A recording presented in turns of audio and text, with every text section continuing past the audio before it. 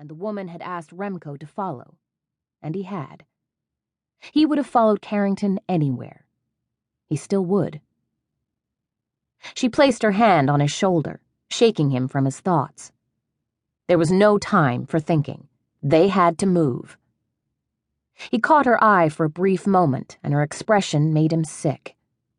Yes, there was plenty of worry and fear, but he could see the hope that lay beyond, hope that they could complete their mission, hope that they wouldn't fail, hope in him. Misplaced hope. Executions were held in the Capitol building, which stood a couple of blocks to their left and was always surrounded by a heavy CityWatch presence. They had never broken into the Capitol building before. Usually they were helping people flee the city from their homes or workstations. People Aaron had called to join the Seers in the wreckage of Earth that lay miles beyond the city walls. Called to a life that would consist of always looking over their shoulders and wondering how long they could actually survive before they were discovered. Before the Authority rained down terror and vengeance on their group for leading the charge against them, for igniting curiosity and inspiring hope. Usually Remko and the other Seer scouts spirited people out under the cover of darkness, outwitting and outmaneuvering those chasing them. Like magicians using a curtain to disguise the illusion, pulling the white rabbit out of the hat at precisely the right moment, they employed quick sleights of hand and crafty distractions. In the beginning, it had thrilled Remko. It had thrilled them all. The way Wire broke down the Authority's internal programming at lightning speeds before anyone knew a breach in security had been made. The way Kate slithered into secure locations without detection, moving with speed and strength that seemed impossible for her small frame. The way Sam inflicted fear at just the sight of his stature, the quiver you could see in the guards' expressions when they encountered him. And Remko, calling the shots, directing their perfectly assembled plans, using the talents of his team to fool and confuse the enemy. It had been a rush that covered their fear and kept them stable. Moving through the streets now, that rush was gone, replaced with a sense of shame that this had ever felt thrilling. Shame in believing that at some point they could actually win the game they were playing, that they could actually pull off the Big N trick. But the real illusion was that they could ever be successful.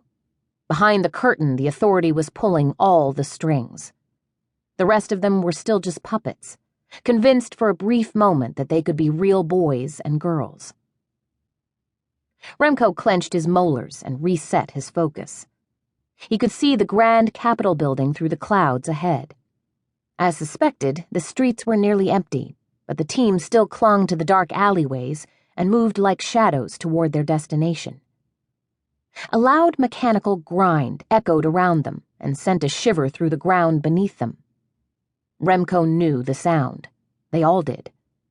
High above, large steel plates were sliding back to reveal plasma screens that stretched 15 feet across and stood over 9 feet in height. There were 6 main government buildings surrounding the Capitol building. They stood twice as high as the Capitol, their walls reaching into the clouds, and every one of them had a large screen attached to its front. Screens easily seen throughout the Authority city and even into the outskirts of the cattle and farmlands. Remko could remember seeing those screens from the CityWatch barracks. They weren't used often back then. Remko could only remember a couple of times from his childhood, but they were being used more frequently of late. The Authority broadcast every execution. Even with a plasma screen occupying a wall in each home throughout the city, these screens were still used.